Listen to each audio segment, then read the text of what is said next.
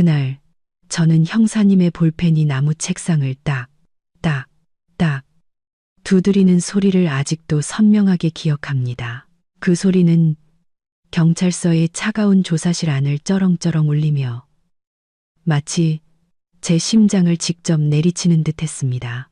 제 앞에는 지난 몇 년간 가족이라 불렀던 세 사람, 시어머니, 남편, 그리고 시누이가 아무 말도 못한 채 떨고 있었습니다.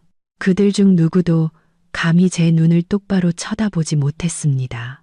형사님이 조서를 내려놓으며 차분하지만 날카로운 목소리로 물었습니다. 김민서 씨, 어젯밤 사고를 낸 차량을 운전한 사람이 본인 맞습니까? 시어머니가 마른 침을 꿀꺽 삼키는 소리가 똑똑히 들렸습니다. 시어머니는 애원하듯 시누이의 손목을 꽉 붙잡았습니다. 그녀의 눈빛은 저를 향해 재촉과 두려움을 동시에 담아 쏘아붙였습니다. 제가 참고 그들을 대신해 침묵하고 그 가족이 저지른 모든 일을 대신 짊어지는 것에 익숙해져 버린 시어머니, 다시 한번 제가 대신 고개를 끄덕여 주길 바라고 있었습니다. 남편도 저를 쳐다봤습니다. 그의 미간은 명령하듯 찌푸려져 있었습니다. 민서야, 우리 집에 지금 뭐가 필요한지 알잖아. 우리 집, 저는 속으로 실소를 터뜨렸습니다. 7년간의 며느리 노릇 동안 단 하루도 제가 그 우리 집에 속해 있다고 느껴본 적이 없었습니다. 형사님이 질문을 한 번 더 느리고 명확하게 반복했습니다. 차를 운전한 사람이 맞습니까? 저는 고개를 들었습니다. 그 순간 조사실의 모든 소음이 사라지고 등 뒤 세 사람의 무거운 숨소리만 남은 듯 했습니다. 저는 두 손을 책상 위에 올리고 제 휴대폰을 형사님 쪽으로 살며시 밀었습니다. 제 목소리는 이상할 만큼 평온했습니다. 형사님, 제가 사고 현장에 없었다는 증거가 여기 있습니다. 그리고 이제부터 저는 그 누구를 위해서도 희생하지 않을 겁니다. 시어머니의 얼굴은 새하얗게 질렸고 시누이는 입을 떡 벌렸으며 남편은 마치 한 대 얻어맞은 사람처럼 반걸음 뒤로 물러섰습니다. 형사님은 저를 한번 쳐다보고는 휴대폰을 열었습니다. 그것이 바로 그 기나긴 세월 끝에 제가 처음으로 제대로 숨을 쉴 수 있었던 순간이었습니다. 하지만 이곳에 서서 그 말을 하기까지 저는 어둠과 굴욕, 인내로 가득 찬 기나긴 시간을 통과해야만 했습니다. 이 조사실에 들어오기 전 저는 수없이 자문했습니다. 왜 그들 가족의 모든 짐은 내 어깨에 지워져야만 하는가? 왜 며느리는 침묵해야만 하는가? 왜 여자는 희생해야만 하는가? 이 이야기는 몇 달 전 평범해 보였던 어느 저녁에서 시작됩니다. 제가 조금만 더 노력하면 그 가족이 저를 더 잘 대해줄 것이라고 여전히 믿고 있었던 그때, 그 저녁이 제 인생을 완전히 다른 방향으로 틀어버릴 악몽의 시작이 될 줄은 꿈에도 몰랐습니다. 제 이름은 김민서, 올해 30입니다. 저는 서울의 작은 미디어 회사에서 콘텐츠 디자이너로 일하고 있습니다. 일이 아주 한가한 편은 아니지만 제 자신의 자리가 있다는 느낌을 받기엔 충분했습니다. 제가 최고는 아닐지라도 저는 항상 제 일에 진지했고 성실했으며 책임감을 가지고 커리어와 가정 사이의 균형을 맞추려 노력했습니다. 저는 그 정도면 제가 꿈꾸던 평범한 삶에 충분하다고 생각했습니다. 하지만 제게는 선택할 권리가 없는 것들이 있었습니다. 저는 26에 결혼했습니다. 남편 박지우는 자동차 정비소의 기술자입니다. 우리는 친구의 소개로 만나 거의 2년을 연애하고 결혼했습니다. 처음에는 정말 제대로 된 사람을 만났다고 믿었습니다. 지훈 씨는 과묵하고 진실해 보였습니다. 그는 제 컴퓨터를 고쳐주었고 제가 깜빡 잊고 온 수첩 하나를 가져다 주기 위해 서울 시내를 가로질러 왔으며 그저 평범한 백반 한 끼를 같이 먹기 위해 제 야근이 끝나기를 기다려주곤 했습니다. 하지만 모든 것은 결혼 직후 변했습니다.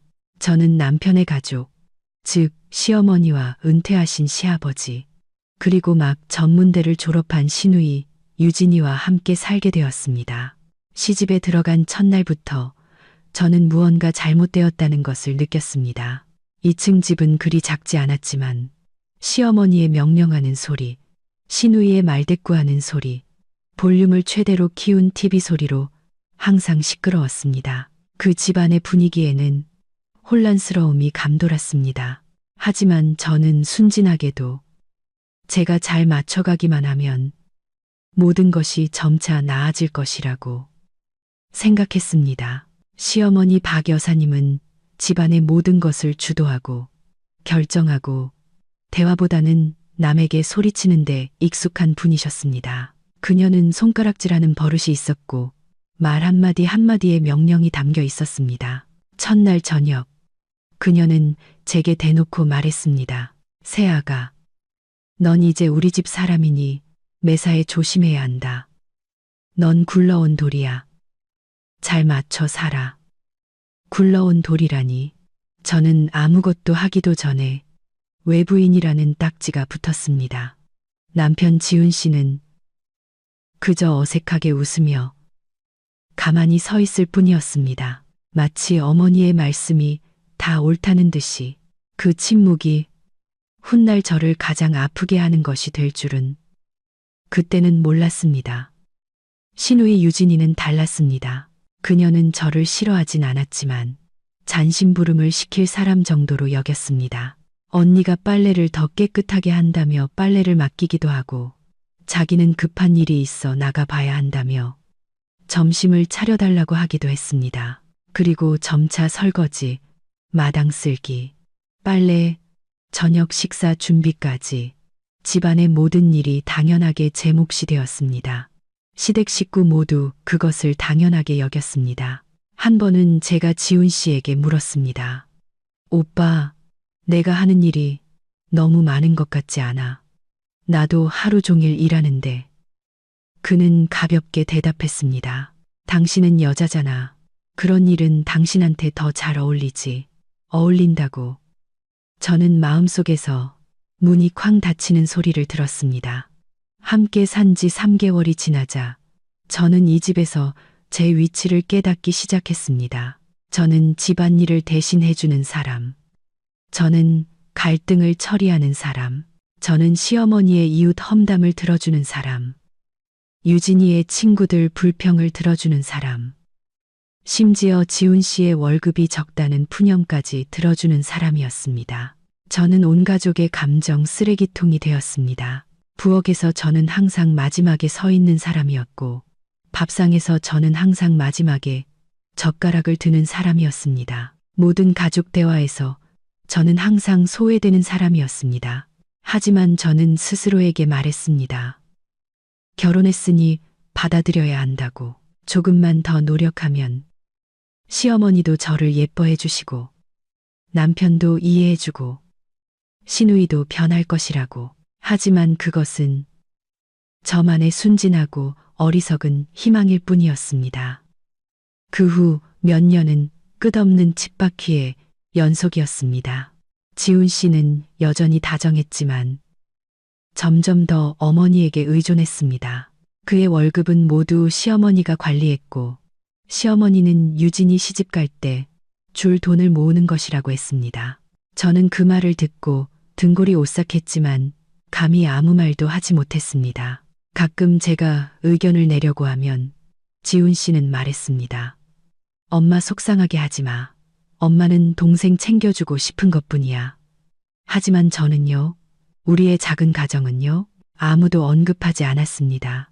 시누이는 점점 더 게을러져서 아침에는 점심때까지 자고 오후에는 놀러 나가고 저녁에는 어지럽힌 옷가지를 제가 치우게 했습니다.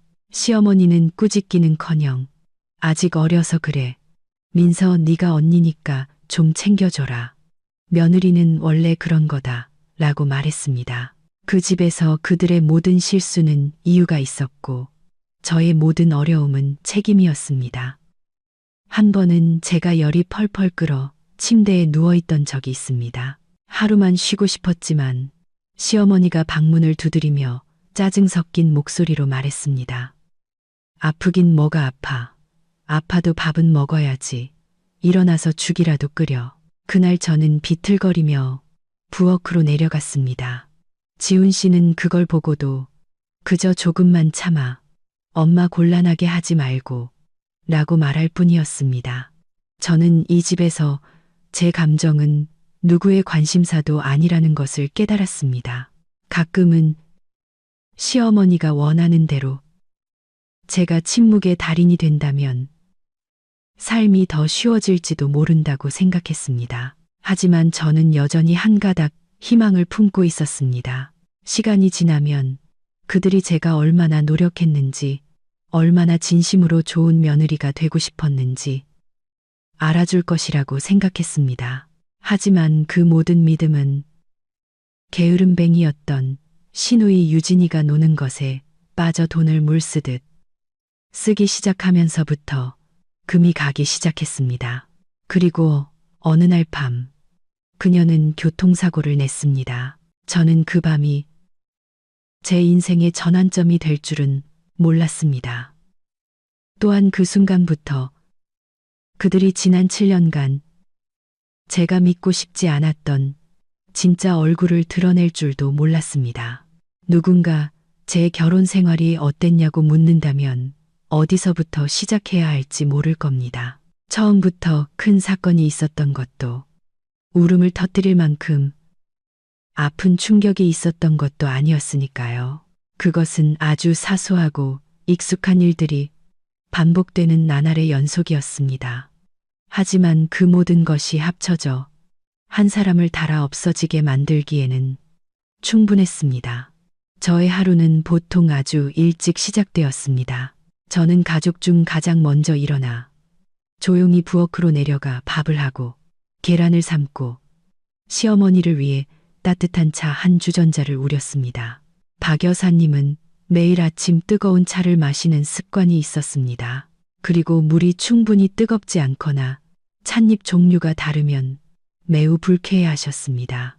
저는 그런 사소한 것들 하나하나를 기억했습니다. 조금이라도 틀리면 그녀는 얼굴을 찌푸리며 차가운 한마디를 던졌기 때문입니다.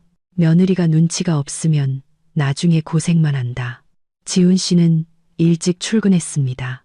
그는 급하게 밥 한 그릇을 먹고 집을 나섰습니다. 잘 잤냐거나 오늘 피곤하지 않냐고 묻는 일은 거의 없었습니다. 유진이는 거의 점심때가 다 되어서야 일어났습니다. 그녀의 더러운 옷은 욕실에 아무렇게나 널브러져 있었고 어떤 날은 소파 위에 그대로 벗어두기도 했습니다. 제가 한마디 하면 시어머니는 말했습니다. 가족끼리 뭘 그래. 네가 좀 치워주면 되지. 안 될 게 뭐람. 하지만 저는 말하지 않았습니다. 점심에는 출근하고 저녁에 퇴근하면 다시 정신없이 부엌으로 들어갔습니다. 시댁의 밥상은 늘 사람이 많았지만 웃음소리는 거의 없었습니다. 시어머니는 상석에 앉아 음식을 먹으며 온갖 지적을 했습니다. 국이 너무 짜다, 나물이 싱겁다, 생선조림이 덜 익었다. 유진이는 밥을 먹으며 휴대폰을 들여다봤고 가끔 무심하게 한마디 던졌습니다. 오늘 반찬이 이거야. 지훈 씨는 침묵했습니다. 그는 제가 가장 변호가 필요할 때 항상 침묵했습니다. 한 번은 제가 너무 피곤해서 퇴근하자마자 어지러움을 느꼈습니다. 저는 의자에 주저앉아 조용히 말했습니다. 오빠, 나 오늘 몸이 안 좋은데 그냥 배달시켜 먹으면 안 될까? 시어머니가 말하기도 전에 유진이가 비웃으며 말했습니다. 밥 한 끼 하는 거 가지고 뭘 그렇게 유난이야. 집에서 언니가 제일 한가하잖아. 그 말은 마치 뺨을 맞은 것 같았습니다. 저는 하루 종일 일하고 집에 와서 온갖 일을 다 하는데 그런데 그들 눈에는 제가 한가한 사람이었습니다. 저는 일어나 부엌으로 들어갔습니다. 반항할 줄 몰라서가 아니라 참고 견디는 것에 너무 익숙해졌기 때문이었습니다. 저는 가족을 위해 일하는 것이지 누구 한 사람을 위해 하는 것이 아니라고 스스로를 다독였습니다. 하지만 점차 제가 하는 일들은 도움이 아니라 의무가 되었습니다. 하루는 프로젝트를 급하게 마무리하느라 퇴근이 늦었습니다. 집에 들어서자마자 부엌에서 시어머니의 목소리가 들려왔습니다. 밥도 안 해놓고 이제야 기어 들어와? 제가 해명하기도 전에 그녀는 말을 이었습니다. 일하면서 시간 관리도 못하고 나중에 시댁이 혹독했다고 탓하지나 마라. 지훈 씨는 거기에 서서 저를 보더니 이내 고개를 돌려버렸습니다. 저는 제 집 한가운데서 버려진 기분이었습니다. 돈 문제 또한 저를 지치게 하는 굴레였습니다. 제 월급은 생활비, 공과금, 식료품비, 집안 살림을 사는데 쓰였습니다. 지훈 씨의 월급은 모두 시어머니가 관리했습니다. 그녀는 저축하고 미래를 대비하기 위해 대신 맡아주는 것이라고 했습니다. 저는 한번 조심스럽게 말해봤습니다. 우리 부부가 쓸 돈은 일부 남겨두는 게 어떻겠냐고. 시어머니는 즉시 얼굴을 굳혔습니다. 내 아들 돈은 내가 관리해. 며느리가 어디서 돈 계산을 하려고 들어? 지훈 씨는 그저 어렵게 생각하지 마. 엄마가 다 우리 생각해서 그러시는 거야. 라고 말했습니다. 우리라니 저는 그 우리 안에 제가 포함되어 있다고 느끼지 못했습니다. 유진이는 돈을 물쓰듯 썼습니다. 옷, 신발, 밤늦게까지 놀러 다니기, 친구들과의 모임. 한 번은 그녀가 새벽녘에 얼굴이 새하얘져서 들어왔습니다. 제가 무슨 일이냐고 묻자 그녀는 쏘아붙였습니다. 내일인데 언니가 무슨 상관이야? 며칠 후 시어머니가 저를 방으로 불렀습니다. 목소리를 낮추며 말했습니다. 유진이가 휴대폰을 잃어버렸단다. 네가 돈 좀 빌려줘라. 지금 당장 목돈이 없어서. 저는 지갑에서 돈을 꺼내며 마음이 무거워졌습니다. 돈이 많아서 준 게 아니었습니다. 주지 않으면 제가 이기적인 사람이 될 것을 알았기 때문입니다. 그런 일이 너무 많아서 셀 수도 없었습니다. 무슨 일이 생기면 그들이 가장 먼저 떠올리는 사람은 저였습니다. 뒷감당을 해야 하는 첫 번째 사람도 저였습니다. 한 번은 유진이가 주차 문제로 이웃과 다퉜습니다.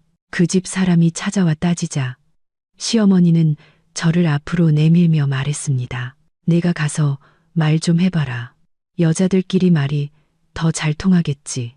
결국 아무 잘못도 없는 제가 대신 사과해야 했습니다.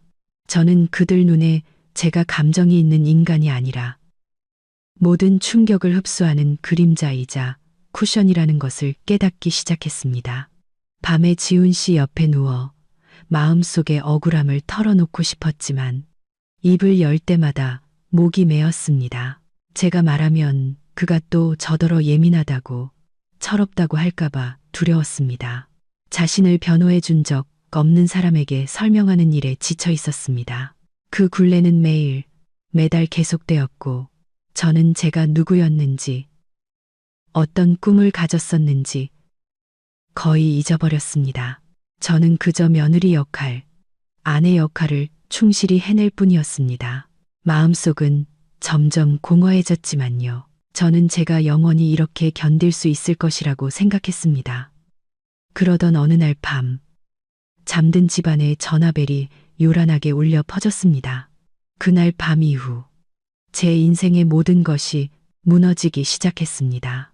만약 집안일이 매일 제 육체를 갉아먹는 것이었다면 결혼 생활에서 사람을 가장 절망시키는 것이 배신이 아니라 한 가족 전체를 부양하면서도 발언권조차 없는 느낌이라는 것을 저는 미처 몰랐습니다. 결혼 첫 해부터 저는 한 가지 사실을 명확히 깨달았습니다. 지훈 씨의 돈은 지훈 씨의 것이 아니었습니다. 그의 월급은 많든 적든 모두 시어머니 통장으로 바로 이체되었습니다. 그녀는 그것을 미래를 위한 대비, 아들을 위한 저축이라 불렀고 여자가 돈을 주면 낭비하기 쉽다고 말했습니다. 저는 그냥 어머니가 관리하시는 것도 괜찮다고 가족만 평안하다면 괜찮다고 생각했습니다. 하지만 점차 그 대신 관리라는 것이 사실은 밑빠진 독이라는 것을 알게 되었습니다. 집안의 모든 지출, 즉 공과금, 식비, 경조사비, 수리비 등은 당연히 제 몫이었습니다. 제 월급이 남들보다 많은 것도 아닌데 매달 순식간에 사라졌습니다. 제가 돈이 충분한지 물어보는 사람은 아무도 없었습니다. 집안에 무언가 부족하기만 하면 모두의 첫 시선은 저를 향했습니다. 한 번은 시누이가 하루 종일 에어컨을 틀어 전기요금이 많이 나왔습니다. 시어머니는 고지서를 들고 미간을 찌푸렸습니다. 이번 달 전기세가 왜 이렇게 많이 나왔어? 제가 대답하기도 전에 그녀는 저를 돌아보며 말했습니다. 내가 씀씀이를 좀 살펴봐야겠다. 여자가 계산적이지 못하면 온 가족이 고생이야. 또 온 가족이었습니다. 왜 제가 낸 돈에 대한 책임은 제게 있고 그녀 아들의 월급은 어디로 갔는지 아무도 물을 수 없는지 이해할 수 없었습니다. 한 번은 용기를 내어 지훈 씨에게 압박감을 느낀다고 말했습니다. 저는 아주 작고 조심스럽게 그가 기분 나빠할까봐 두려워하며 말했습니다. 오빠, 혹시 모를 급한 일을 대비해서 우리 돈 일부는 우리가 가지고 있는 게 어떨까? 지훈 씨는 한숨을 쉬며 짜증 섞인 목소리로 말했습니다. 뭘 그렇게 계산적으로 굴어? 엄마가 관리하시는 게 더 좋아. 당신은 쓸데없는 생각만 해. 그 말에 저는 할 말을 잃었습니다.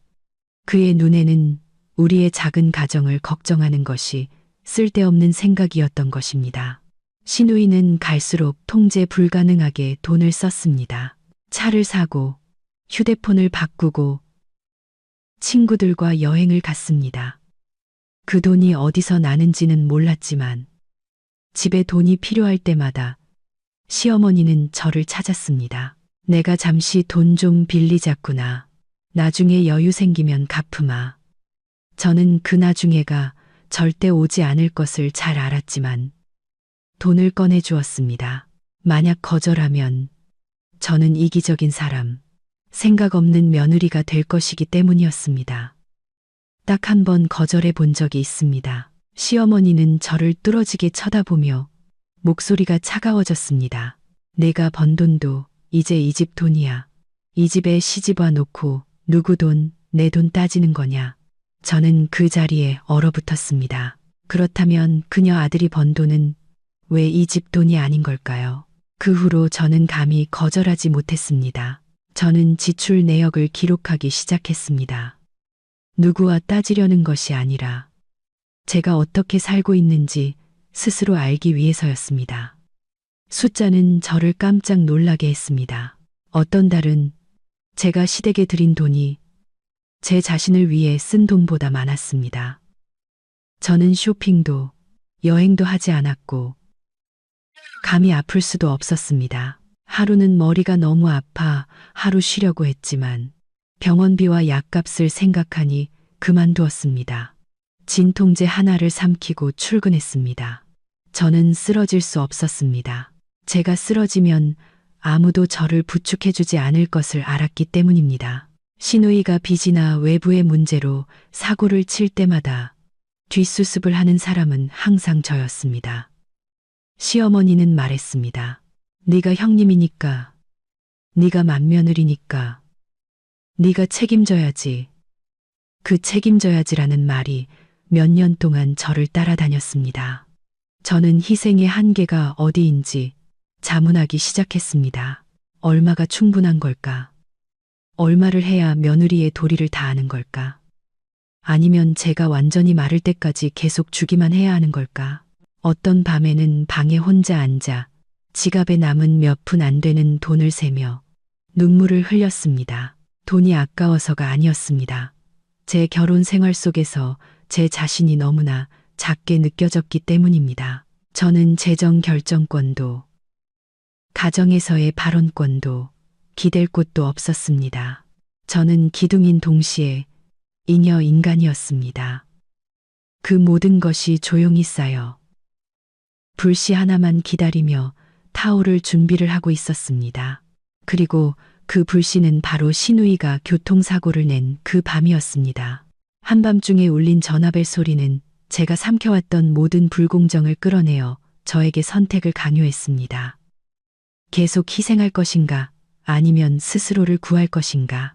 그날 밤, 저는 뭔가 잘못되었다는 예감이 들었습니다. 고요한 집안에 전화벨이 울리는 순간부터 말입니다. 그 날카로운 소리는 제 선잠을 찢어 놓았고 심장이 쿵쾅거리게 했습니다. 손을 뻗어 휴대폰을 잡자 화면에 신우이 유진이의 이름이 떠 있었습니다.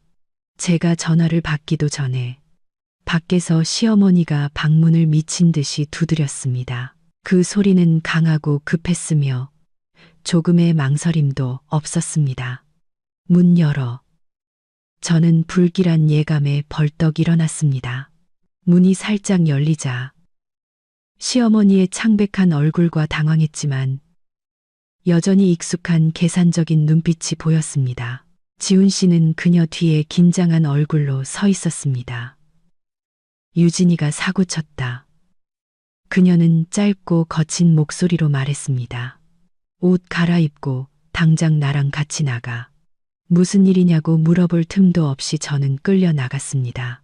차 안의 공기는 숨 막힐 듯 무거웠습니다. 유진이는 뒷좌석에서 얼굴을 감싼 채 온몸을 떨고 있었습니다. 저는 그녀를 보며 처음으로 그렇게 뚜렷한 공포를 느꼈지만 제 머릿속에서는 아직 이 정도로 심각한 일이 무엇인지 상상조차 되지 않았습니다. 차는 한적한 도로에 멈춰 섰습니다. 희미한 노란 가로등 불빛 아래 오토바이 한 대가 쓰러져 있었고 앞부분은 박살이 나 있었습니다. 조금 더 떨어진 곳에는 한 남자가 미동도 없이 누워 있었고 몇몇 주민들이 주변에 서 있었습니다. 저는 그 자리에 얼어붙었습니다. 유진이가 교통사고를 낸 것입니다.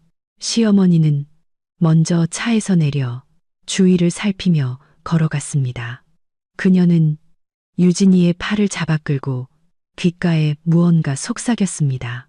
저는 어렴풋이 들었습니다. 입 다물어. 엄마가 알아서 할 테니. 지훈 씨는 제 옆에 서서 떨리는 목소리로 말했습니다. 괜찮을 거야, 민서야. 하지만 저는 괜찮을 리가 없다는 것을 알았습니다. 교통경찰이 도착하자 모든 것이 혼란스러워졌습니다. 유진이는 흐느끼며 제대로 말을 잇지 못했습니다. 시어머니는 제 쪽으로 돌아섰습니다. 그녀의 눈빛은 갑자기 변했습니다. 더 이상 당황하지 않고 명령조였습니다. 민서야.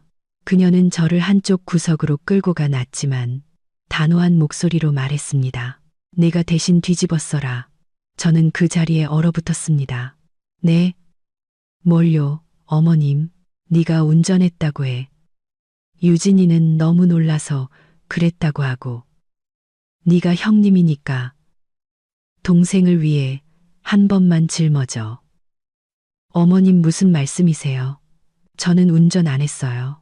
그녀는 제 팔을 세게 움켜쥐었고 손톱이 살을 파고드는 듯한 통증이 느껴졌습니다. 너는 며느리니까 희생해야지. 쟤한테 전과 기록 생기면 이 집안은 끝장이야. 그 말은 비수처럼 제 가슴에 꽂혔습니다. 저는 지훈 씨를 돌아보며 그가 무언가 말해주길 바랐지만 그는 제 시선을 피하며 작게 말했습니다. 민서야, 이번 한 번만 유진이 좀 도와줘. 쟤는 아직 어린데. 어리다니. 그럼 저는요. 목이 꽉 막히는 기분이었습니다. 제가 이런 죄를 뒤집어 쓰라는 요구를 받게 될 날이 올 줄은 상상도 못했습니다. 저는 유진이를 봤습니다. 그녀는 흐느끼며 고개를 들지 못했습니다. 미안하다는 말 한마디, 도와달라는 말 한마디 없이 모든 것이 제가 해야 할 일로 정해져 있었습니다. 내가 안 하면 시어머니가 차가운 목소리로 말을 이었습니다. 앞으로 나도 널 며느리로 생각 안 할 줄 알아라. 그것이 바로 마지막 한 방울이었습니다. 저는 갑자기 이상할 만큼 차분해졌습니다. 지난 세월의 모든 인내, 돈을 건네주던 순간들, 대신 사과하던 순간들, 잉여 인간 취급을 받던 순간들이 한꺼번에 밀려왔습니다. 저는 오늘 밤 제가 고개를 끄덕인다면 남은 평생을 결코 바로 설 수 없으리라는 것을 깨달았습니다. 저는 깊은 숨을 들이마셨습니다. 못합니다. 시어머니는 믿을 수 없다는 듯 저를 노려봤습니다. 뭐라고? 못한다고 말씀드렸습니다. 제 목소리는 떨렸지만 분명했습니다. 제가 하지 않은 일은 책임질 수 없습니다. 주변 공기가 얼어붙는 듯 했습니다. 지훈 씨는 화가 나면서도 두려운 눈으로 저를 쳐다봤습니다. 당신 지금 무슨 소리 하는지 알아? 저기 사람이 쓰러져 있잖아. 바로 저기 사람이 쓰러져 있기 때문에 제가 대답했습니다. 거짓말을 할 수 없는 거예요. 시어머니는 비웃었지만 그 웃음은 차가웠습니다. 내가 뭔데? 너 없이 이 집이 어떻게 될 것 같아? 저는 대답하지 않았습니다. 저는 돌아서서 멀리 걸어갔습니다.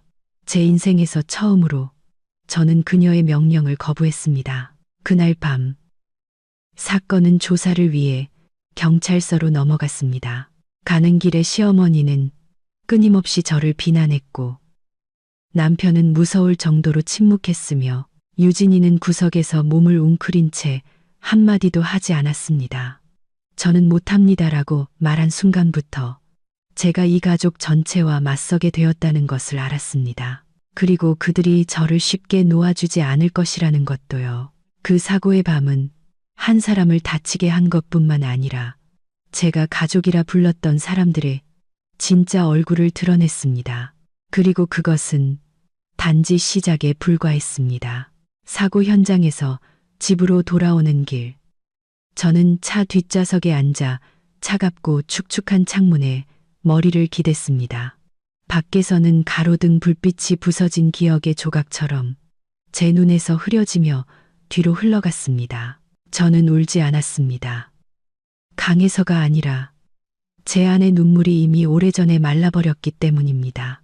문득 갓 시집 왔을 때의 천 몇 년이 떠올랐습니다. 그때 저는 제가 진심으로 살고 참고 견디면 언젠가는 인정받을 것이라고 믿었습니다. 저는 시어머니의 눈에 드는 진정한 며느리가 되기 위해 정말 많이 노력했습니다. 남들보다 일찍 일어나는 법을 배웠고 그녀의 사소한 습관 하나하나를 기억하는 법을 배웠으며 억울하게 꾸중을 들어도 침묵하는 법을 배웠습니다. 한 번은 시어머니가 아파서 거의 일주일간 입원한 적이 있습니다. 저는 휴가를 내고 병원과 집을 오갔습니다. 낮에는 식사를 챙겼고 밤에는 병상 옆 간이 침대에서 쪽잠을 잤습니다. 한 저녁 제가 그녀에게 죽을 떠먹여주고 있을 때 그녀가 저를 보며 말했던 것을 똑똑히 기억합니다. 그래도 며느리 하나는 잘 챙기네. 그 한마디에 저는 기뻐서 눈물이 날 뻔했습니다. 이제부터는 그녀가 저를 다르게 봐줄 것이라고 생각했습니다. 하지만 아니었습니다. 퇴원 후 모든 것은 예전으로 돌아갔습니다. 그녀는 여전히 명령했고 여전히 꼬투리를 잡았으며 여전히 제 노력을 당연하게 여겼습니다. 저는 그녀에게 제가 한 모든 것이 은혜가 아니라 그저 의무일 뿐이었다는 것을 깨달았습니다. 그리고 돈 문제, 제가 건넨 돈 중에는 몇 번이나 줬는지, 시누이 학비가 필요할 때 제가 냈고, 시누이가 차를 바꿀 때 제가 냈으며, 집 지붕을 수리해야 할 때도 제가 냈습니다. 돈을 줄 때마다 시어머니는 익숙한 말을 했습니다. 내가 다 기억해뒀다가 나중에 갚으마. 하지만 나중에라는 것은 결코 없었습니다. 한 번은 제가 작은 목돈을 모아 일에 필요한 새 노트북을 사려고 한 적이 있습니다. 사기도 전에 시어머니가 그 사실을 알았습니다. 그녀는 평소보다 다정한 목소리로 저를 방으로 불렀습니다. 민서야, 집에 급한 돈이 필요한데 내가 좀 빌려주렴. 나중에 갚을 테니 노트북은 다음에 사도 되잖니. 저는 돈을 건네며 마음이 무거워졌습니다. 그 후 제 낡은 노트북은 완전히 고장 났습니다. 저는 몇 달 동안 동료의 것을 빌려 일해야 했습니다. 시어머니는 단 한마디도 묻지 않았습니다. 소리 없이 누구도 보지 못하는 희생들이 있었지만 그것들은 쌓이고 쌓여 사람의 마음을 짓눌렀습니다. 저는 지훈 씨를 위해서도 많은 것을 포기했습니다. 회사에서 더 좋은 자리로 옮길 기회가 있었는데 출장이 잦았습니다. 지훈 씨는 아내와 떨어져 사는 게 싫다고 했습니다. 저는 오래 고민하다가 거절했습니다. 가족이 더 중요하다고 생각했습니다. 제가 기술을 더 배우기 위해 학원에 등록하고 싶었을 때 학원비가 꽤 비쌌습니다. 지훈 씨는 말했습니다. 뭘 그렇게 힘들게 배워. 당신 월급이면 충분하잖아. 저는 또 그만뒀습니다. 조금씩 저는 제 세상을 그 집, 그 사람들을 중심으로 축소시켰습니다. 제가 점차 제 자신을 잃어가고 있다는 것을 깨닫지 못했습니다. 어느 날 거울을 봤을 때 그 안에 여자가 누구인지 알아볼 수 없을 때까지 말입니다. 그 세월 동안 저는 여러 번 자문했습니다. 만약 어느 날 내가 사라진다면 이 집에 누군가가 허전함을 느낄까? 아니면 그저 내 자리를 대신할 다른 사람을 찾을까? 한 번은 제가 너무 피곤해서 부엌에서 쓰러진 적이 있습니다. 깨어났을 때 저는 소파에 누워 있었고 머리가 깨질 듯 아팠습니다. 시어머니는 걱정스러운 눈빛이 아니라 짜증 섞인 눈으로 저를 봤습니다. 하는 일마다 제대로 못하고 아픈 척은. 지훈 씨는 옆에 서서 그저 말했습니다. 힘내. 엄마 걱정하시게 하지 말고. 저는 눈을 감았고 눈물이 흘러나왔습니다. 제가 무엇을 위해 노력하고 있는지 더 이상 알 수 없었습니다. 그 기억들이 제 머릿속에 그 어느 때보다 선명하게 떠올랐습니다. 유진이의 사고가 있던 밤 이후 저는 그들이 저에게 죄를 뒤집어 씌우려 한 것이 갑작스러운 일이 아니었다는 것을 깨달았습니다. 그것은 제가 짊어지고 견디고 아무것도 요구하지 않고 희생하는 것에 익숙해진 과정의 결과였습니다. 그들의 눈에 저는 한계가 있는 인간이 아니었습니다. 저는 예비 방안, 방패막이, 언제든지 가족을 보호하기 위해 앞으로 내몰릴 수 있는 사람이었습니다. 그리고 오늘 밤 그들은 그것을 가장 노골적으로 보여주었습니다. 차가 집 앞에 멈췄고 저는 발에 돌을 매단 것처럼 무겁게 내렸습니다. 익숙한 그 집 안에서 저는 문득 외톨이가 된 기분이었습니다. 모든 물건은 그대로 있었지만 소속감은 사라졌습니다. 저는 이제부터 예전으로 돌아갈 수 없다는 것을 알았습니다. 제가 원하더라도 그들은 제가 예전처럼 순종적인 며느리로 남는 것을 허락하지 않을 것입니다. 제가 감히 아니오라고 말했기 때문입니다. 그리고 너무 오랫동안 침묵했던 사람이 목소리를 내기 시작하면 주변의 모든 관계는 금이 가기 마련입니다. 그날 밤 저는 잠들지 못했습니다. 어둠 속에 앉아 처음으로 지난 세월을 똑바로 마주했습니다. 더 이상 모든 것이 괜찮아질 것이라고 스스로를 속이지 않았습니다. 저는 한 가지를 명확히 깨달았습니다. 만약 제가 스스로를 구하지 않는다면 아무도 저를 구해주지 않을 것이라고.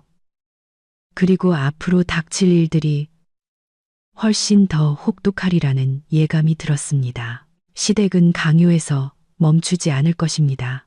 그들은 저를 예전 자리로 되돌리기 위해 모든 방법을 동원할 것입니다. 하지만 이번에는 저는 몇 년 전의 김민서가 아니었습니다. 다음 날 아침 저는 숨막힐 듯 무거운 집안에서 눈을 떴습니다. 누구도 서로에게 말을 걸지 않았습니다. 시어머니는 오전 내내 방문을 닫고 있었고 시누이는 방에 틀어박혀 문을 잠갔습니다. 남편은 담배를 연달아 피우며 긴장한 얼굴로 집안을 서성였습니다. 저는 어젯밤의 사고가 그렇게 간단히 끝나지 않을 것임을 알았습니다. 점심 무렵 경찰서에서 추가 조사를 위해 가족들이 출석해달라는 전화가 왔습니다. 저는 테이블 위에서 울리는 휴대폰을 보며 멍하니 있었습니다. 제가 전화를 받기도 전에 시어머니가 방에서 나왔습니다. 그녀의 눈빛은 차가웠습니다. 준비해. 가서 똑바로 말해야지.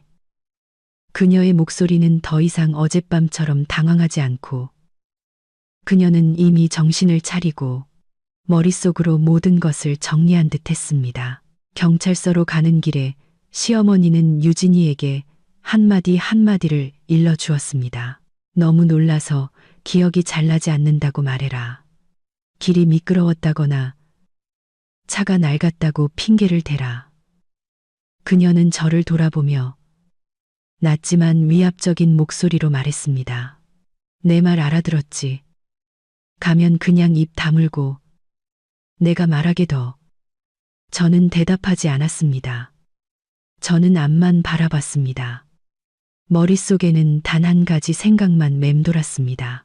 그들은 여전히 나를 조종할 수 있는 사람으로 보고 있구나. 경찰서에서 모든 것은 느리지만 무겁게 진행되었습니다. 유진이는 형사 맞은편에 앉아 두 손을 떨었고 시어머니는 그 옆에 바싹 붙어 앉아 계속 끼어들며 이야기를 주도하려 했습니다. 저와 지훈 씨는 뒤쪽에 앉아 조용히 지켜봤습니다. 형사는 시간, 장소, 운전자, 피해자의 상태 등 아주 상세하게 물었습니다. 유진이는 말을 더듬었고 앞뒤가 맞지 않았습니다. 그럴 때마다 시어머니는 재빨리 말을 가로챘습니다. 애가 너무 놀라서 기억이 오락가락합니다. 그때 밤이라 다들 정신이 없었고요. 저는 그 광경을 보며 속으로 섬뜩함을 느꼈습니다. 그들이 거짓말을 해서가 아니라 너무나 익숙하게 거짓말을 했기 때문입니다. 제 차례가 되어 질문을 받았습니다. 사고 현장에는 언제부터 있었습니까? 저는 사고가 난 후에 연락을 받고 갔습니다. 제가 차분하게 대답했습니다. 시어머니는 저를 날카롭게 쏘아보며 무언의 경고를 보냈습니다. 저는 그 눈빛을 이해했습니다. 그것은 경고의 눈빛이었습니다. 조사는 명확한 결론 없이 끝났습니다. 경찰은 조사를 계속할 것이며 가족의 긴밀한 협조를 요청한다고 알렸습니다. 피해자는 병원에 입원 중이며 상태가 안정되지 않았다고 했습니다. 돌아오는 길, 차 안의 분위기는 그 어느 때보다 팽팽했습니다. 시어머니가 갑자기 저를 돌아보며 쏘아붙였습니다. 너는 왜 동생 편드는 말 한마디도 안 해? 저는 그녀를 보며 마음이 무거워졌습니다. 저는 사실대로 말했을 뿐입니다. 사실은 무슨 놈의 사실. 그녀가 소리쳤습니다. 쟤한테 무슨 일이라도 생기면 이 집이 어떻게 될지 알아? 지훈 씨가 끼어들며 짜증 섞인 목소리로 말했습니다. 민서야, 그만 고집부려. 별것도 아닌 일 가지고 왜 이렇게 일을 크게 만들어? 별것도 아닌 일, 한 사람이 병원에 누워 있고 한 가족이 공포에 떨고 있으며 저를 죄인으로 만들려는 음모가 있는데, 그런데 그들의 눈에는 그저 별것도 아닌 일이었습니다. 집에 도착하자 시어머니는 문을 쾅 닫고 저를 거실로 불렀습니다. 그녀는 의자에 앉아 제 머리부터 발끝까지 훑어보며 탐색하는 눈빛을 보냈습니다. 내가 솔직히 말하마. 그녀가 말했습니다. 너는 이 집 며느리로 몇 년을 살았다. 지금 집안에 큰일이 생겼는데 네가 나서지 않으면 나중에 나 원망하지 마라. 저는 심장이 굳는 것 같았습니다. 저는 잘못한 게 없으니 책임질 수 없습니다. 그녀는 책상을 세게 내리쳤습니다. 이 은혜도 모르는 것. 그 말에 저는 그 자리에 얼어붙었습니다. 제가 바친 수년간의 희생, 돈, 노력이 이제 와서 은혜도 모르는 것이라는 두 글자로 요약되었습니다.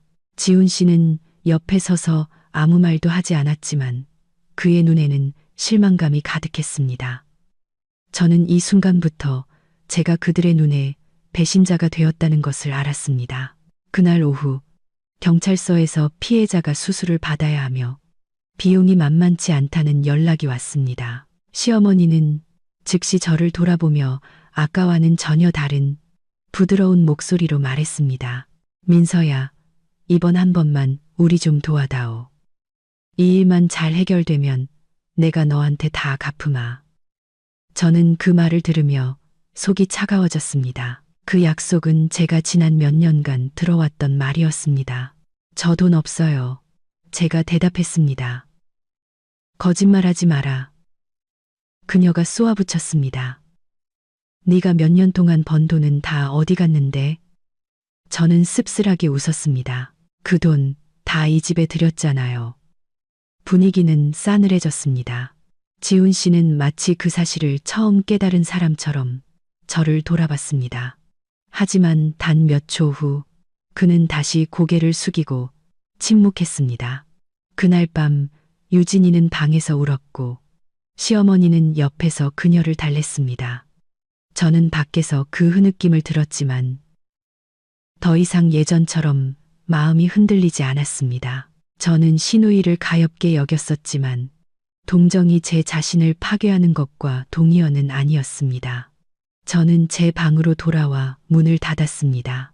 그 집에서 처음으로 저는 스스로를 그들과 분리시켰습니다. 저는 폭풍이 아직 끝나지 않았다는 것을 알았습니다. 그들이 오늘 한 일은 시작에 불과했습니다. 시댁은 저를 굴복시키기 위해 모든 방법을 동원할 것입니다. 그들은 협박하고 압박하고 제 약점을 파고들 것입니다. 하지만 제 마음 깊은 곳에서 무언가가 변했습니다. 저는 더 이상 예전처럼 두려워하지 않았습니다. 저는 더 이상 옳고 그름 사이에서 방황하지 않았습니다. 저는 한 가지를 명확히 깨달았습니다. 만약 제가 이번에 물러선다면 저는 모든 것을 잃게 될 것이라고. 명예뿐만 아니라 제 자신마저도. 그리고 저는 그들이 전혀 예상하지 못한 것을 준비하기 시작했습니다. 그날 밤 저는 채 1시간도 눈을 붙이지 못했는데 또다시 방문을 두드리는 소리가 들렸습니다.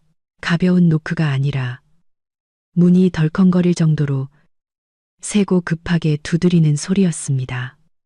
저는 벌떡 일어나 앉았고 심장이 쿵쾅거렸습니다. 그 집에서 시어머니가 밤중에 제 방문을 두드릴 때는 단 한 번도 좋은 일이 없었습니다. 나와서 얘기 좀 하자. 문 밖에서 박 여사님의 목소리가 들렸습니다. 크지는 않았지만 차갑고 단호했습니다. 저는 깊은 숨을 한 번 쉬고 문을 열어 거실로 나갔습니다. 불이 환하게 켜져 있었습니다. 시어머니는 이미 의자에 앉아 있었고 시누이는 그 옆에 눈이 퉁퉁 부은 채 멍한 얼굴로 앉아 있었습니다. 남편은 벽에 기댄 채 팔짱을 끼고 긴장한 표정이었습니다. 아무도 제게 앉으라고 권하지 않았습니다. 민서야. 시어머니가 한 글자 한 글자 신중하게 고르듯 천천히 입을 열었습니다. 내가 오후 내내 생각해 봤는데 이 일을 더 이상 끌 수는 없다. 저는 가만히 서서 두 손을 꽉 쥐었습니다. 무슨 말씀을 하고 싶으신데요? 그녀는 저를 똑바로 쳐다봤습니다. 그 눈빛은 칼날처럼 날카로웠습니다. 내가 대신 뒤집어 써야겠다. 애두르는 말 한마디 없이 전부 다. 그녀는 강조했습니다. 내가 운전했고 유진이는 너무 놀라서 정신이 없었다고 해. 내가 형님이니까 동생을 위해 짊어져. 저는 방 안의 공기가 모두 빨려나가는 듯한 기분을 느꼈습니다. 저는 이미 말씀드렸습니다. 제가 하지 않은 일은 책임질 수 없습니다. 시어머니는 비웃었습니다. 그 웃음은 경멸이 가득했습니다. 고집 부리지 마라. 너는 며느리니까 시댁을 위해 희생해야지. 고작 내 명예 때문에 동생을 감옥에 보내겠다는 거냐. 그들에게 제 명예는 고작 조금일 뿐이었습니다. 유진이가 그제야 고개를 들고 떨리는 목소리로 말했습니다. 언니, 이번 한 번만 도와줘. 나 너무 무서워. 한양, 오니 저는 그녀를 보며 마음이 무거워졌지만 이내 사고가 났던 그 밤. 고개를 숙이고 있던 유진이의 모습, 시어머니가 저에게 죄를 뒤집어 씌우려 할 때 침묵하던 그녀의 모습이 떠올랐습니다. 제 안의 연민은 빠르게 식어갔습니다. 네가 저지른 일은 네가 책임져야 해. 제가 천천히 말했습니다. 누구도 다른 사람에게 대신 짊어지라고 할 권리는 없어. 그 말에 시어머니는 책상을 세게 내리쳤습니다. 너 지금 무슨 말버릇이야. 이 집이 없었으면 네가 제대로 살 수 있었을 것 같아. 저는 입술을 꽉 깨물었습니다. 저도 이래서 제 밥벌이는 합니다. 그녀는 저를 노려보며 한 글자씩 힘주어 말했습니다. 이 집이 없으면 넌 아무것도 아니야.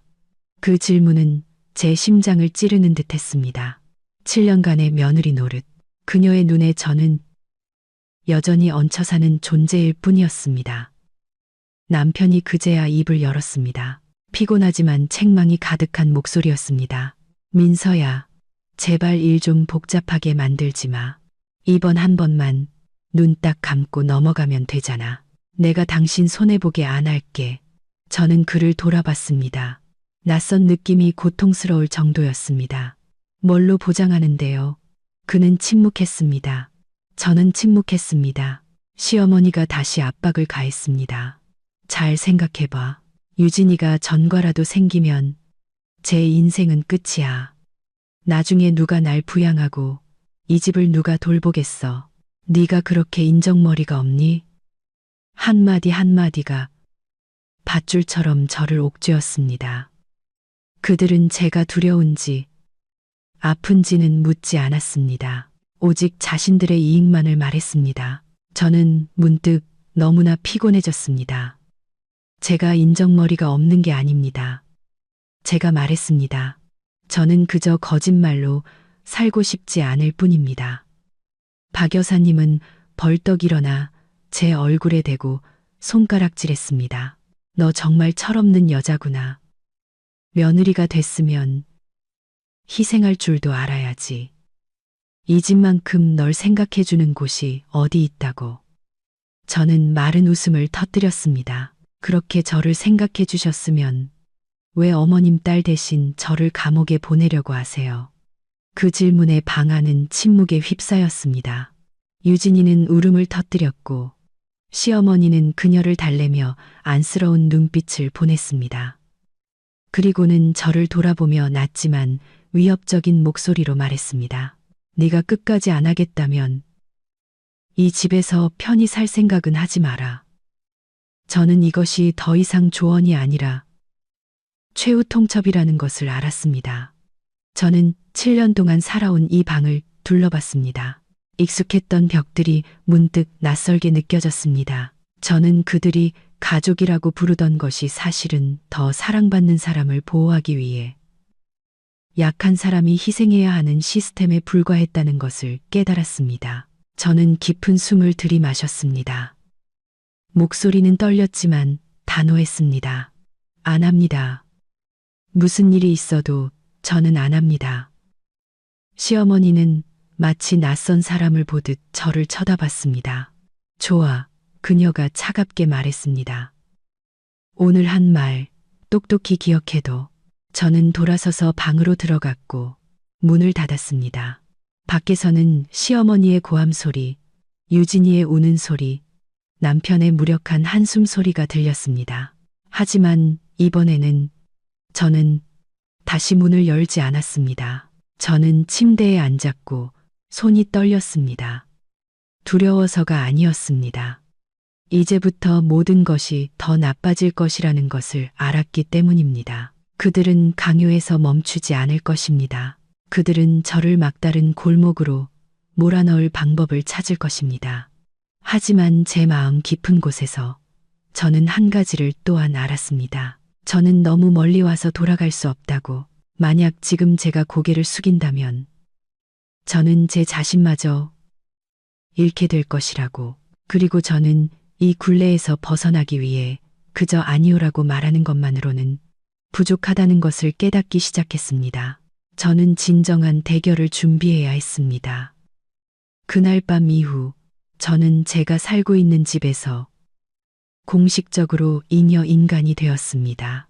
누구도 직접 말하지는 않았지만 각자의 태도 변화는 너무나 명확했습니다.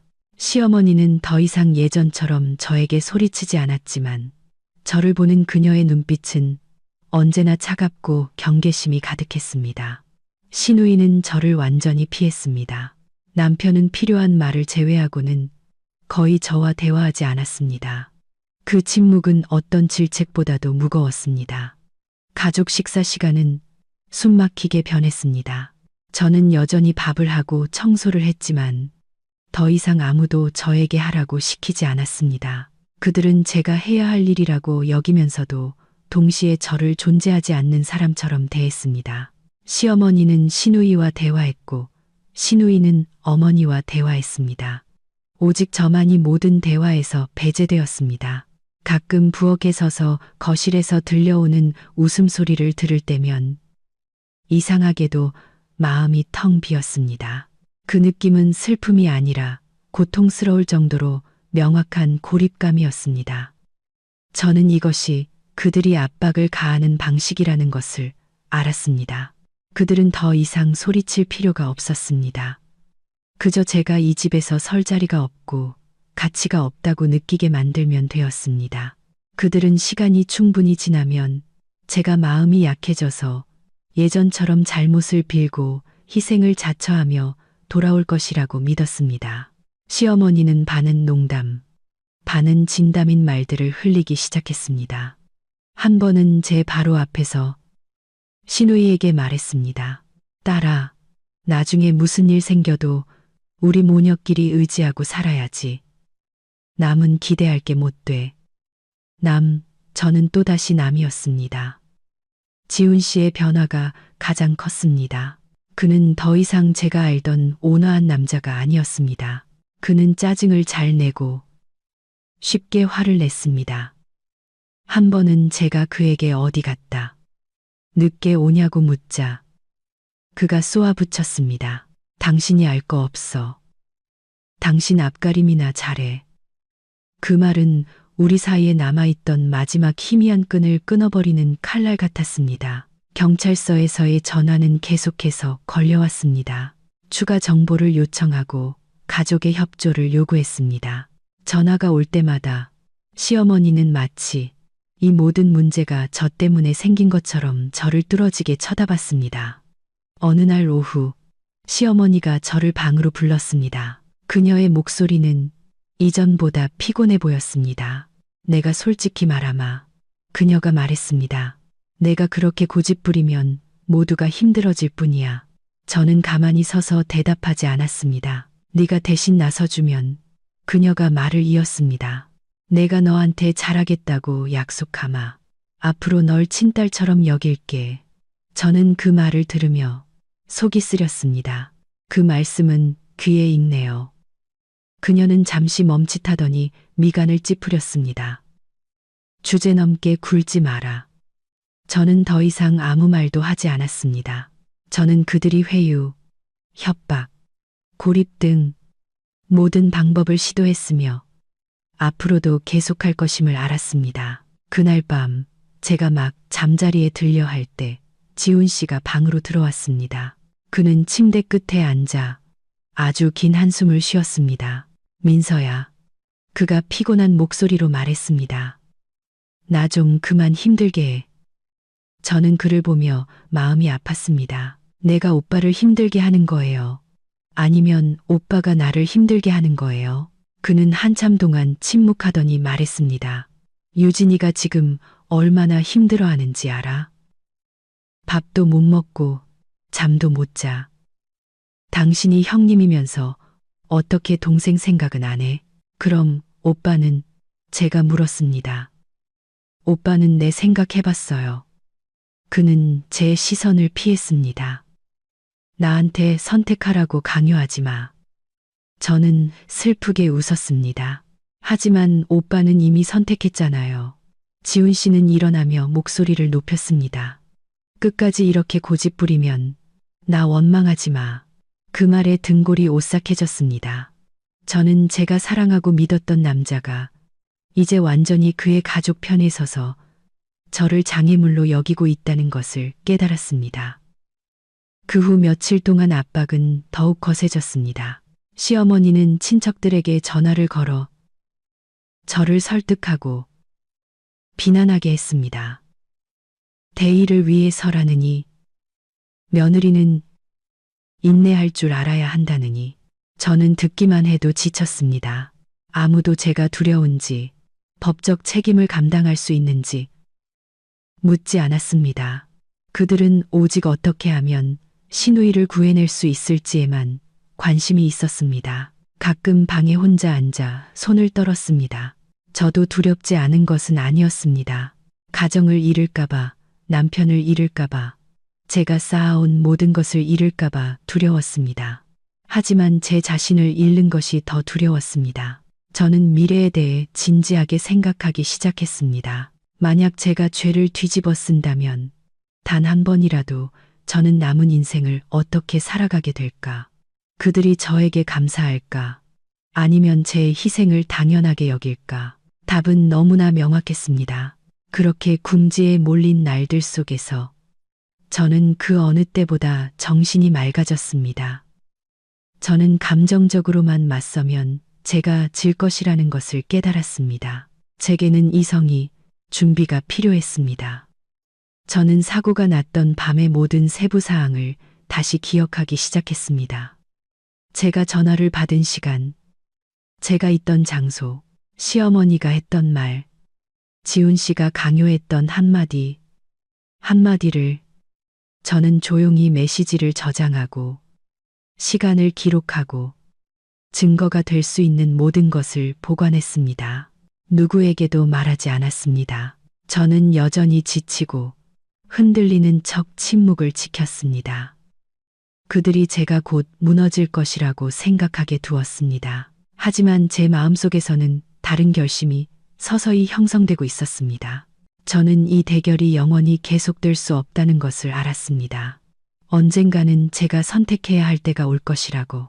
그들과 함께 진흙탕에 빠지거나 아니면 제 스스로 그곳에서 걸어 나오거나, 그리고 저는 그 순간이 곧 다가오고 있음을 알았습니다. 저는 즉시 태도를 바꾸지 않았습니다. 며칠간의 압박 끝에 저는 한 가지를 명확히 깨달았습니다. 만약 제가 너무 강하게 반발하면 그들은 저를 더욱 옥챈 것입니다. 시댁 식구들은 통제에 익숙했고 제 의지를 꺾기 위해 어떤 수단이든 서슴지 않을 것이었습니다.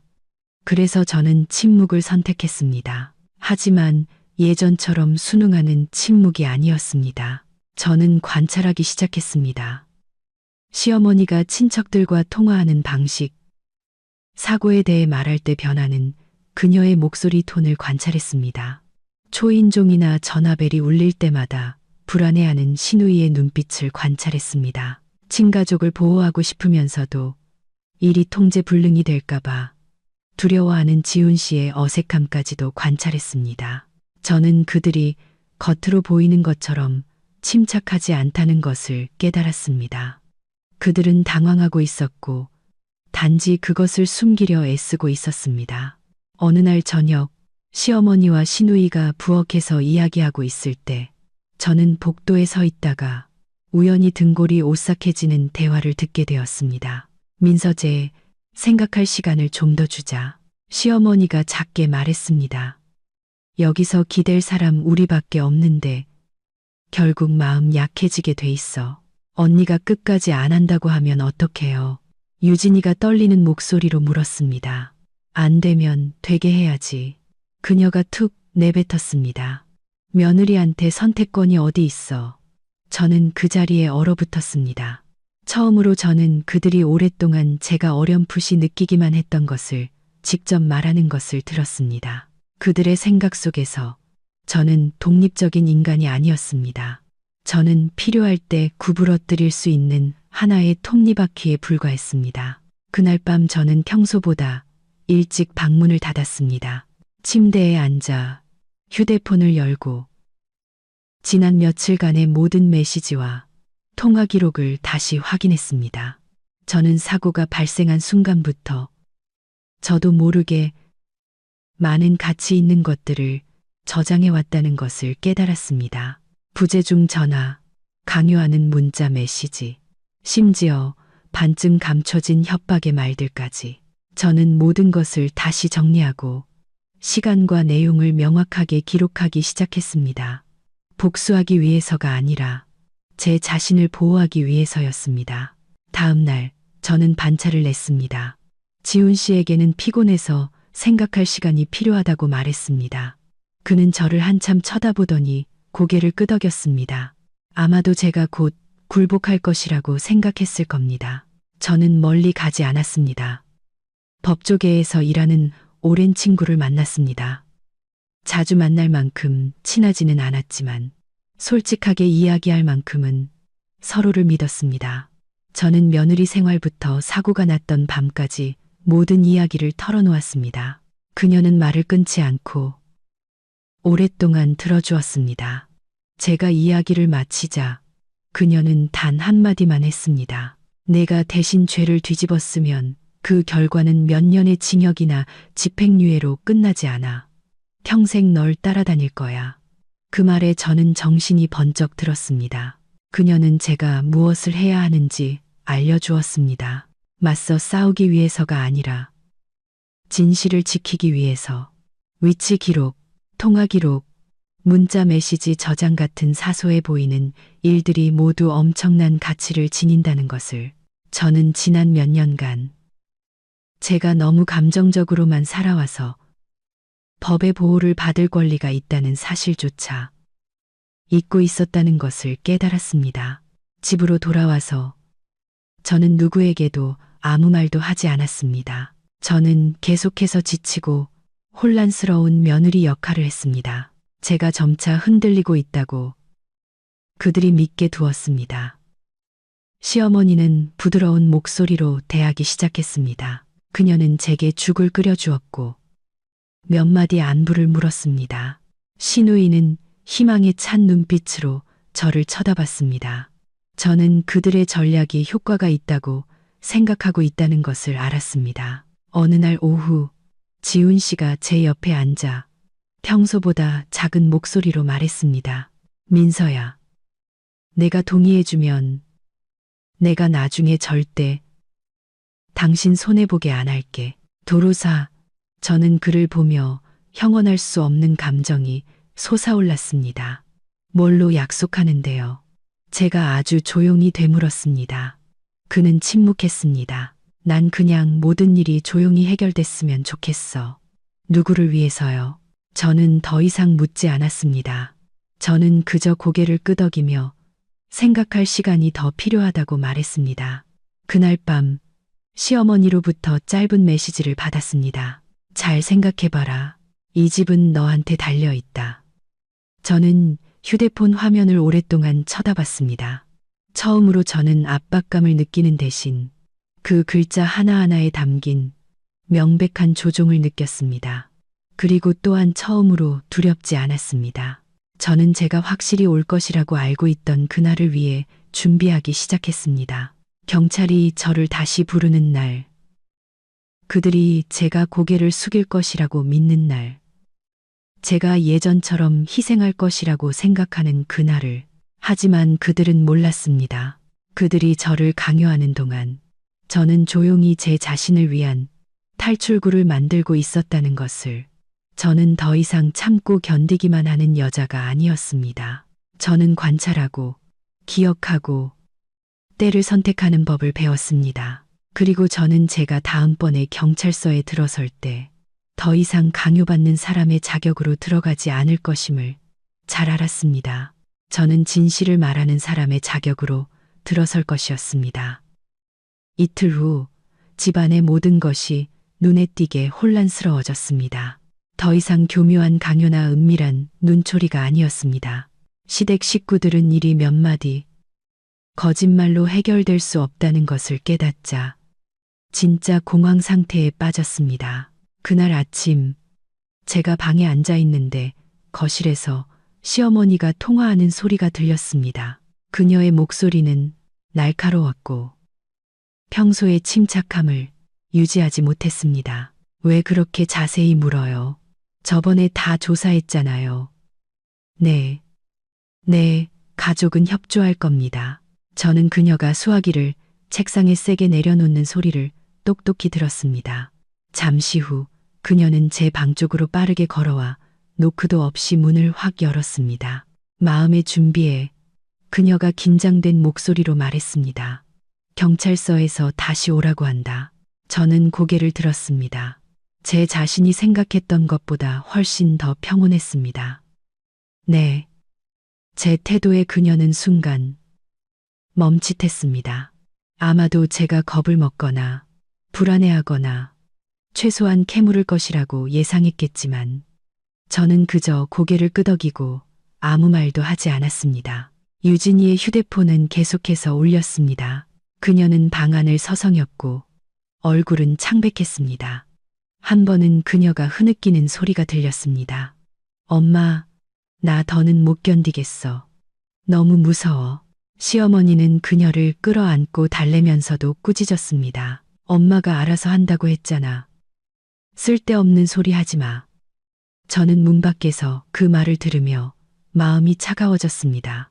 이 지경에 이르러서도 그녀는 여전히 모든 사람의 말을 통제하면 모든 것이 해결될 것이라고 믿고 있었습니다. 지훈 씨는 눈에 띄게 불안정한 상태에 빠졌습니다. 그는 누군가에게 계속 전화를 걸었고 목소리는 속삭이듯 표정은 긴장되어 있었습니다. 제가 거실로 나가자 그는 저를 한쪽 구석으로 끌고 가 목소리를 낮췄습니다. 민서야, 잘 생각해봤어? 저는 그를 쳐다봤습니다.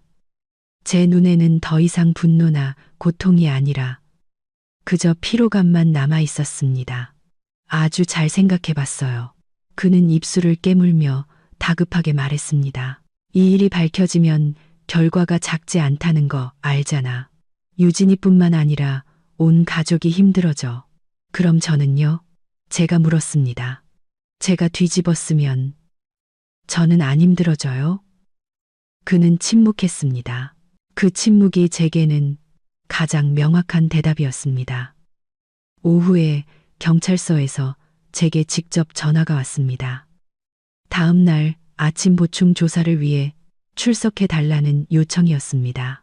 수화기 너머의 목소리는 매우 진지했고 이전의 의례적인 말투가 아니었습니다. 저는 전화를 끊고 깊은 숨을 들이마셨습니다. 제가 준비해온 순간이 마침내 온 것입니다. 집안의 분위기는 모두가 느낄 수 있을 정도로 무거워졌습니다. 시어머니는 친척들을 불러 모으기 시작했습니다. 고모, 이모들이 차례로 나타났고 모두 걱정스러운 얼굴이었습니다. 그들은 거실을 가득 메우고 웅성거렸습니다. 며느리는 대의를 생각할 줄 알아야지. 이 집에서 몇 년을 먹여주고 재워줬는데 한 사람이 희생하면 온 가족이 평안해. 그 말들은 마치 제가 그곳에 없는 것처럼 계속해서 울려 퍼졌습니다. 아무도 제가 무엇을 원하는지, 제가 두려운지 묻지 않았습니다. 그들은 오직 대의와 온 가족만을 말했습니다. 저는 벽에 기댄 채 조용히 관찰했습니다. 처음으로 저는 전체 그림을 명확하게 보았습니다. 더 사랑하는 사람을 보호하기 위해 기꺼이 한 사람을 죄인으로 내모는 가족. 시어머니가 저를 돌아보며 그 어느 때보다 간절한 목소리로 말했습니다. 민서야, 이번 한 번만 우리 좀 도와다오. 이 일만 끝나면 네가 원하는 거 다 해줄게. 저는 그녀를 보며 천천히 대답했습니다. 저는 그냥 올바르게 살고 싶을 뿐이에요. 방 안은 순식간에 조용해졌습니다. 아무도 제가 그런 말을 할 줄은 예상하지 못했습니다. 지훈 씨는 저를 보며 당혹스러운 눈빛을 감추지 못했습니다. 아마도 그는 제가 더 이상 예전처럼 쉽게 설득당하는 여자가 아니라는 것을 깨닫기 시작했을 겁니다. 그날 밤 저는 거의 잠을 이루지 못했습니다.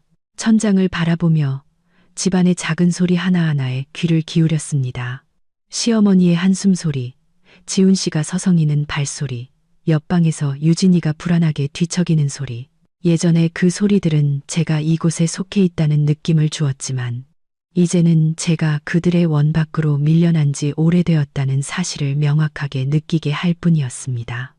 다음 날 아침, 저는 일찍 일어났습니다. 간단하고 단정한 옷으로 갈아입었습니다. 거울 속에 제 자신을 오랫동안 바라봤습니다. 제 얼굴은 여전했지만 눈빛은 달라져 있었습니다. 더 이상 두려워하지도 망설이지도 않았습니다. 시어머니는 제 머리부터 발끝까지 훑어보더니 목소리를 낮췄습니다. 내 말 기억하지? 저는 고개를 끄덕였습니다. 네, 기억해요. 하지만 제가 기억하는 것은 그녀의 강요가 아니라 제가 지난 며칠 동안 준비해온 것들이었습니다. 집을 나서기 전 지훈 씨가 저를 불렀습니다. 그는 떨리는 손으로 제 손을 잡았습니다. 민서야, 제발 일을 더 나쁘게 만들지 마. 저는 손을 빼내고 마지막으로 그를 쳐다봤습니다. 제가 일을 나쁘게 만드는 게 아니에요. 저는 그저 다른 사람의 잘못을 대신 짊어지고 싶지 않을 뿐이에요. 문이 제 등 뒤에서 닫혔습니다. 저는 밖으로 나와 깊은 숨을 들이마셨습니다. 오늘 경찰서로 가는 길은 제게 더 이상 두려움의 길이 아니었습니다. 그것은 제가 스스로 선택한 길이었습니다. 그리고 저는 그 조사실에 들어서는 순간 모든 것이 예전으로 돌아갈 수 없게 되리라는 것을 알았습니다. 그날 아침, 경찰서는 생각보다 붐볐습니다. 조사실 안의 공기는 무거웠고 묵은 서류 냄새와 식은 커피 냄새가 섞여 오히려 이상할 만큼 정신이 맑아지는 기분이었습니다. 저는 플라스틱 의자에 허리를 꼿꼿이 펴고 앉아 두 손을 무릎 위에 단정히 올려놓았습니다. 저와는 대조적으로 옆에 앉은 시누이는 계속해서 손톱을 물어뜯었고 눈은 불안하게 두리번거렸습니다. 시어머니는 억지로 침착한 표정을 유지했지만 그녀의 손은 핸드백을 하얗게 질릴 때까지 꽉 쥐고 있었습니다. 지훈 씨는 가장 늦게 도착했습니다. 그는 제 시선을 피하며 맞은편 의자에 피곤한 모습으로 앉았습니다. 저는 그를 잠시 쳐다보고는 고개를 돌렸습니다. 이 시점에서 저는 더 이상 그에게서 어떤 보호도 기대하지 않았습니다. 형사님은 각자를 따로 조사실로 불렀습니다. 유진이가 먼저 불려 들어갔습니다. 문이 닫히자 그녀의 가쁜 숨소리가 똑똑히 들렸습니다. 시어머니는 안절부절 못하며 닫힌 문 쪽을 계속 쳐다봤습니다. 마치 더 오래 쳐다보면 무언가 바뀔 것이라는 듯이. 거의 1시간 후 유진이가 나왔습니다. 그녀의 얼굴은 창백했고 눈은 퉁퉁 부어 있었습니다. 그녀는 아무도 쳐다보지 않고 고개를 숙인 채 의자에 털썩 주저앉았습니다. 시어머니는 시누이의 팔을 잡아 끌고 다급하게 속삭였습니다. 내용은 들리지 않았지만 그녀가 계속 고개를 끄덕이는 것을 보니 유진이의 진술이 순탄치 않았음을 짐작할 수 있었습니다. 다음은 지훈 씨였습니다. 그는 긴장한 모습으로 조사실에 들어갔습니다. 그가 나왔을 때 그의 얼굴에는 당혹감이 역력했습니다. 그의 시선이 저와 짧게 마주쳤다가 황급히 비켜갔습니다. 마지막으로 형사님이 제 이름을 불렀습니다. 저는 일어나서 그를 따라 작은 방으로 들어갔습니다. 문이 제 등 뒤에서 닫히며 저를 바깥에 그 사람들과 분리시켰습니다. 그 순간 이상하게도 제 마음은 상상했던 것처럼 전혀 동요하지 않았습니다. 저는 이 순간을 너무나 오랫동안 준비해 왔습니다. 형사님은 제 맞은편에 앉아 차분한 목소리로 말했습니다. 김민서 씨, 긴장하지 말고 사실대로만 대답하세요. 저는 고개를 끄덕였습니다. 그는 제 앞에 서류철을 놓고 한 장씩 넘기며 물었습니다. 사고 발생 시점에 현장에 있었습니까? 아니요. 제가 단호하게 대답했습니다. 그걸 증명할 사람이 있습니까? 제가 있습니다. 제 목소리는 여전히 평온했습니다. 저는 그때 집에 있었습니다. 형사님은 고개를 들어 저를 쳐다봤습니다. 그 눈빛은 더욱 집중되어 있었습니다. 가족들은 다르게 말하던데요. 저는 희미하게 미소 지었습니다. 제가 대신 뒤집어 쓰길 원했으니까요. 방 안의 공기가 무거워졌습니다. 형사님은 펜을 내려놓고 저를 똑바로 쳐다봤습니다. 증거가 있습니까? 저는 깊은 숨을 한 번 들이마셨습니다. 이것이 바로 제가 며칠 동안 준비해온 순간이었습니다. 통화 기록이 있습니다. 제가 말했습니다. 휴대폰 위치 기록도 있고 저에게 죄를 뒤집어 쓰라고 강요한 문자 메시지도 있습니다.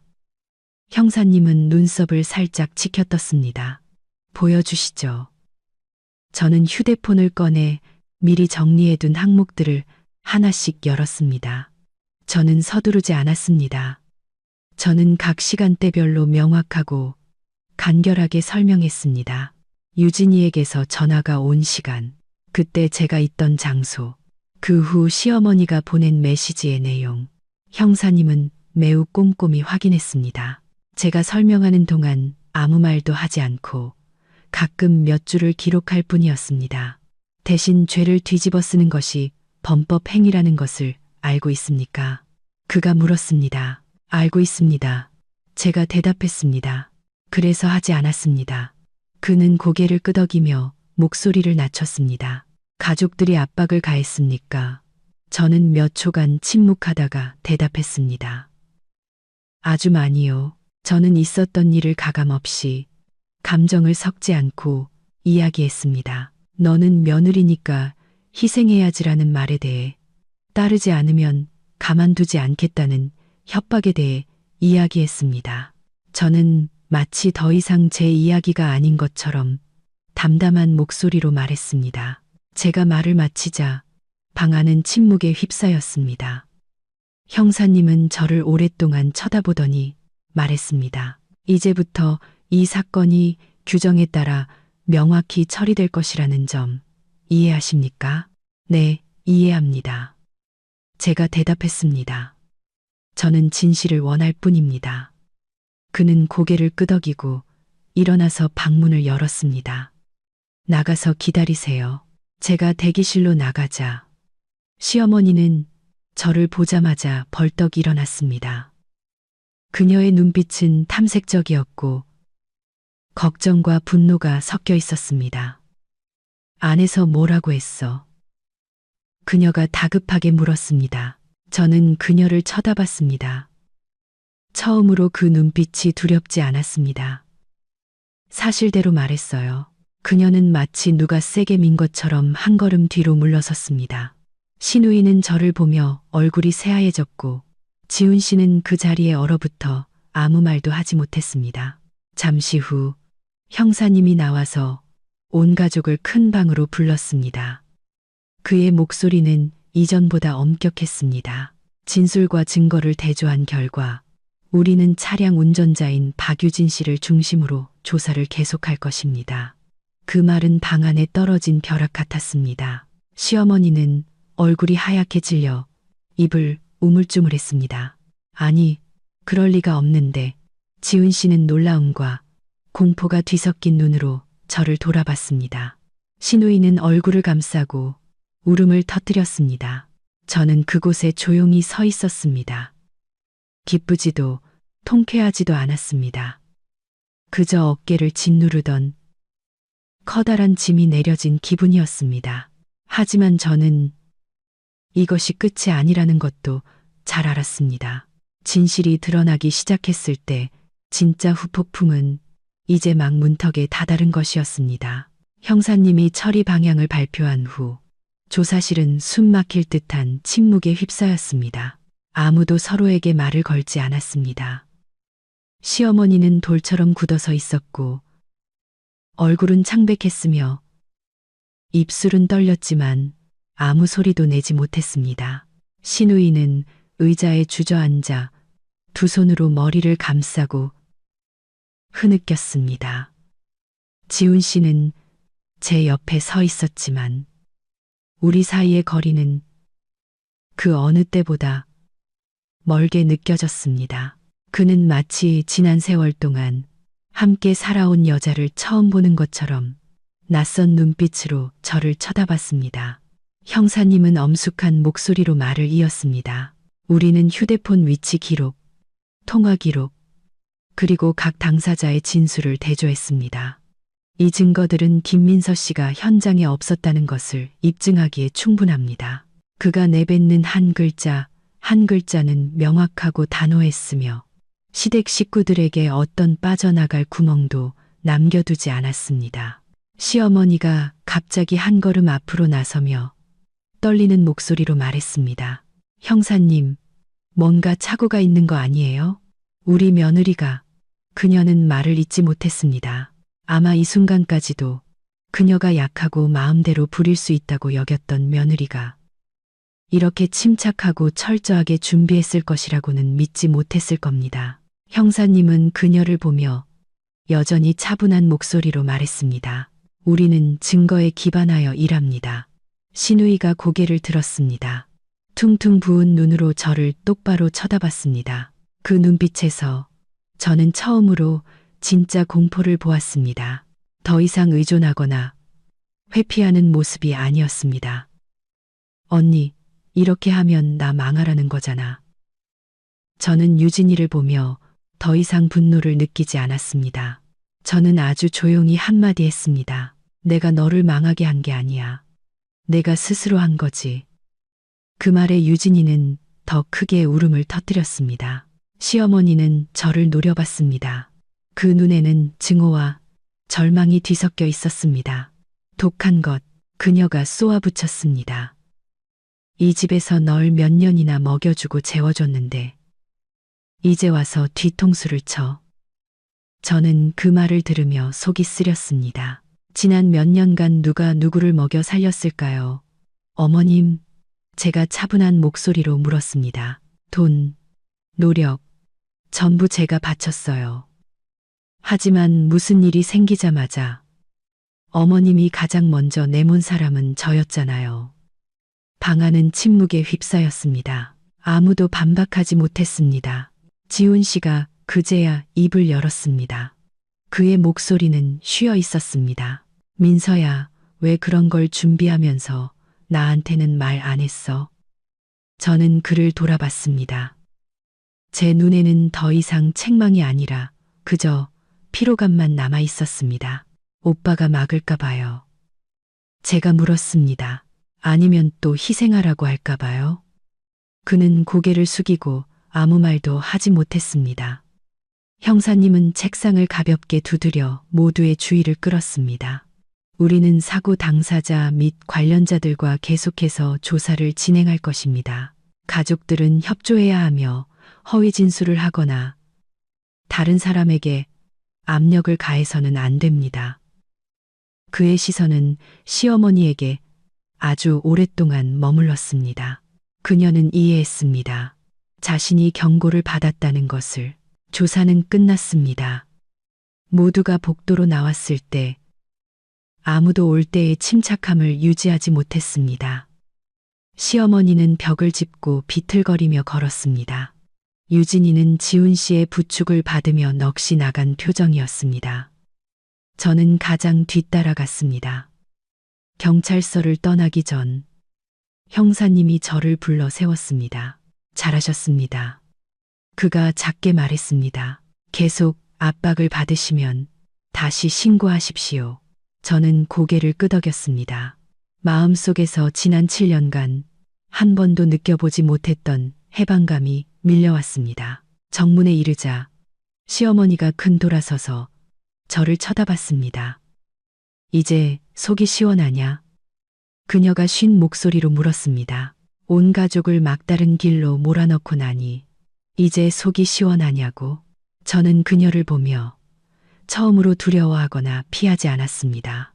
저는 그냥 다른 사람 대신 죽고 싶지 않았을 뿐이에요. 제가 대답했습니다. 그녀는 제가 그렇게 직설적으로 말할 줄은 몰랐다는 듯 저를 뚫어지게 쳐다봤습니다. 그리고는 더 이상 아무 말 없이 돌아섰습니다. 돌아오는 길.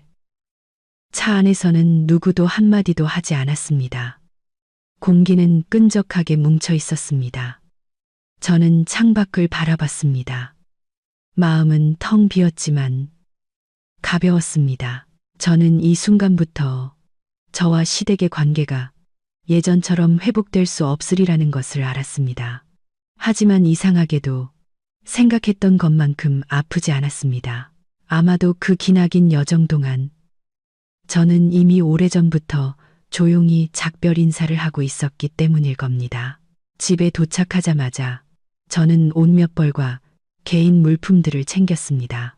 시어머니는 막지 않았습니다. 지훈 씨는 복잡한 눈빛으로 저를 쳐다보고 있었습니다. 어디 가려고? 그가 물었습니다. 친정해요. 제가 대답했습니다. 그는 무언가 말하려는 듯 입을 열었다가 다시 다물었습니다. 제가 여행 가방을 끌고 문으로 나설 때 시어머니가 거실에 서서 피곤한 목소리로 말했습니다.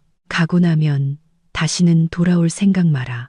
저는 멈춰 서서 그녀를 돌아봤습니다. 저는 살기 위해 가는 거지 도망치는 게 아니에요. 저는 밖으로 나섰고 문이 등 뒤에서 닫혔습니다.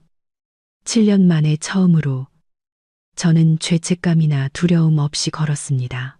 제 뒤에는 산산조각 나고 있는 가족이 있다는 것을 알았지만 만약 제가 남았다면 산산조각 났을 사람은 바로 저라는 것도 알았습니다. 이야기는 거기서 끝나지 않았습니다. 진실의 진짜 후폭풍은 앞으로도 계속될 것입니다.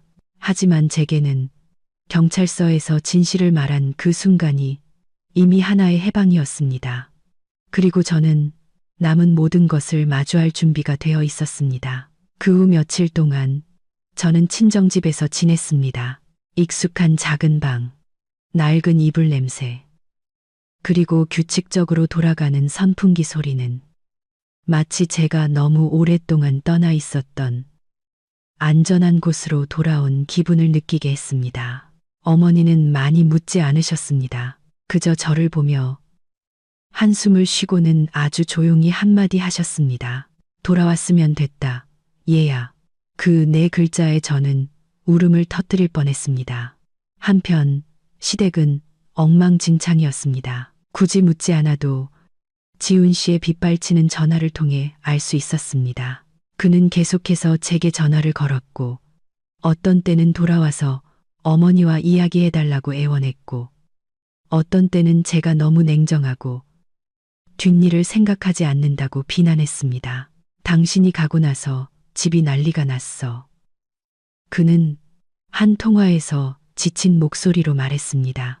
유진이는 계속 불려가서 조사받고 엄마는 쓰러지셨어. 저는 그 말을 들으며 이상할 만큼 마음이 평온했습니다. 그 일들은 제가 만든 게 아니에요. 제가 대답했습니다. 저는 그냥 대신 책임지지 않았을 뿐이에요. 지훈 씨는 오랫동안 침묵했습니다. 하지만 당신이 조금만 희생했더라면 제가 말을 잘랐습니다. 저는 충분히 희생했어요. 더 이상 전화하지 마세요. 사고 소식은 친척들 사이에 퍼졌습니다. 어떤 사람은 시누이의 철없는 행동을 탓했고 어떤 사람은 시어머니의 과보호를 탓했습니다. 저에게 대의를 위해 희생하라고 목소리를 높였던 사람들은 이제 입을 다물었습니다. 더 이상 저에게 강요하기 위해 전화하는 사람은 없었습니다.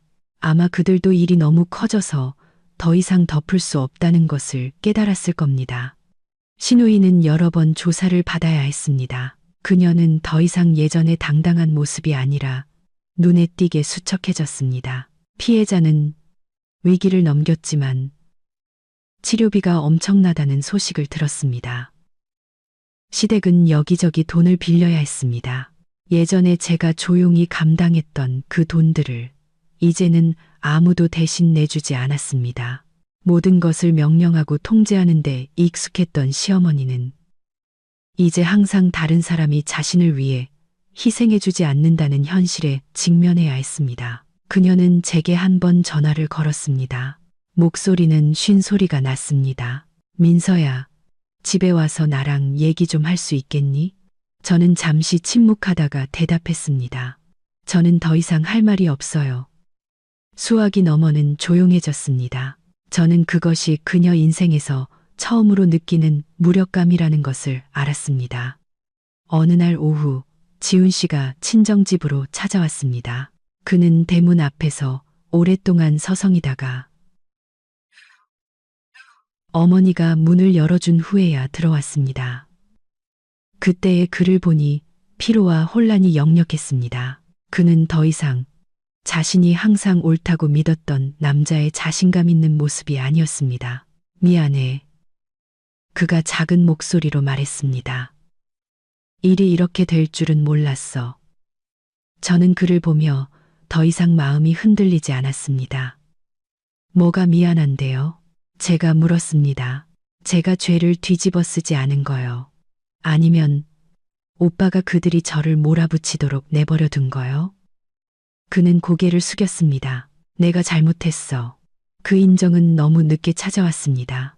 우리는 마주보고 앉았지만 두 사람 사이의 거리는 더 이상 미터로 잴 수 있는 것이 아니라 쌓여온 상처의 세월로 측정되었습니다. 저는 그가 진심으로 후회하든 아니든 제 안의 믿음은 이미 사라졌다는 것을 깨달았습니다. 저 안 돌아가요. 제가 분명히 말했습니다. 제 자신을 위한 시간이 필요해요.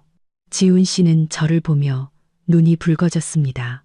그럼 우리 결혼은? 저는 아주 천천히 대답했습니다. 모르겠어요. 하지만 예전처럼은 살 수 없다는 건 확실히 알아요. 그는 침묵 속에서 떠났습니다. 그 후 며칠 동안 저는 일에 집중했습니다. 몇 년 만에 처음으로 온 가족의 밥을 걱정하지 않아도 됐고 누군가의 눈치를 보지 않아도 됐으며 무심코 뱉은 한마디가 누군가의 기분을 상하게 할까봐 두려워하지 않아도 됐습니다. 저는 잠을 더 잘 자기 시작했고 제때 식사를 챙겼습니다. 저는 자신을 위해 사는 것이 사람들이 말하는 것처럼 이기적인 것이 아니라는 것을 깨달았습니다. 어느 날 저녁 신우이로부터 짧은 메시지 한 통을 받았습니다. 미안해, 언니. 저는 화면을 오랫동안 쳐다봤습니다. 답장하지 않았습니다.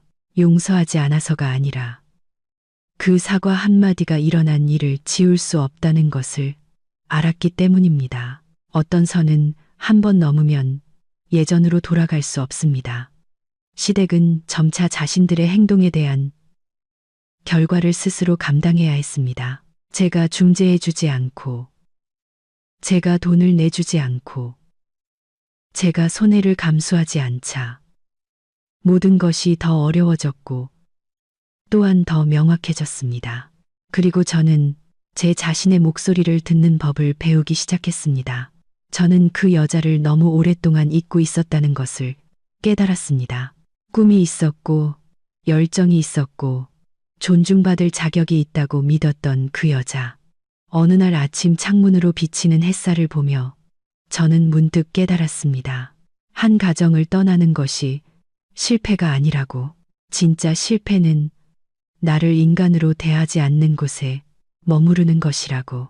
시댁이 마주해야 했던 결과는 누구도 원하지 않았던 것이지만 그것은 과보호와 다른 사람의 희생을 당연하게 여긴 대가였습니다. 그리고 저는 더 이상 죄책감을 느끼지 않았습니다. 저는 진실을 선택했고 제 자신을 선택했습니다. 그리고 저는 여정의 가장 힘든 부분이 지났다는 것을 알았습니다. 남은 것은 두려움 없이 고개 숙이지 않고 새로운 삶을 사는 법을 배우는 것이었습니다.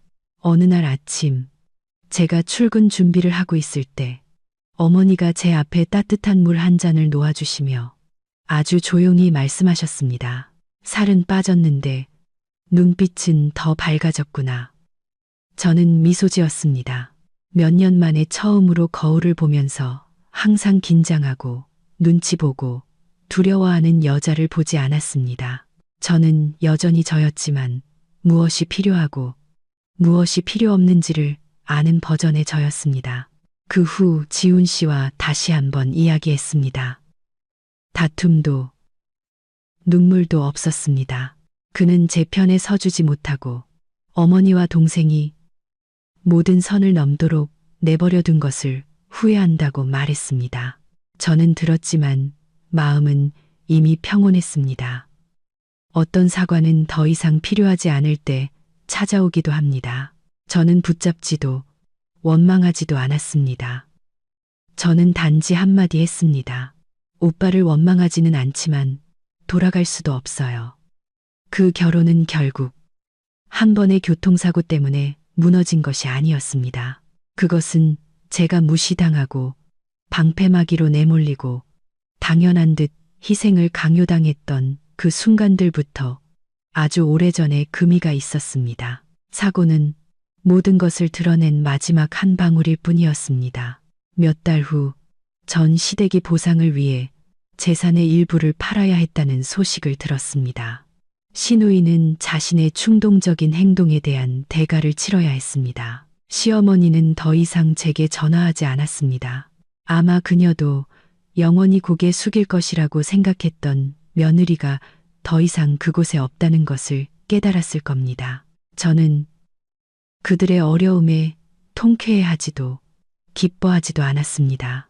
하지만 더 이상 죄책감을 느끼지 않았습니다.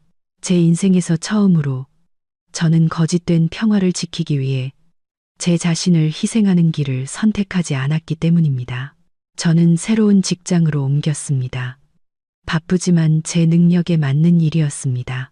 저는 제 자신을 돌보는 법을 배웠고 필요할 때 아니오라고 말하는 법을 배웠으며 모든 관계에서 명확한 경계를 설정하는 법을 배웠습니다.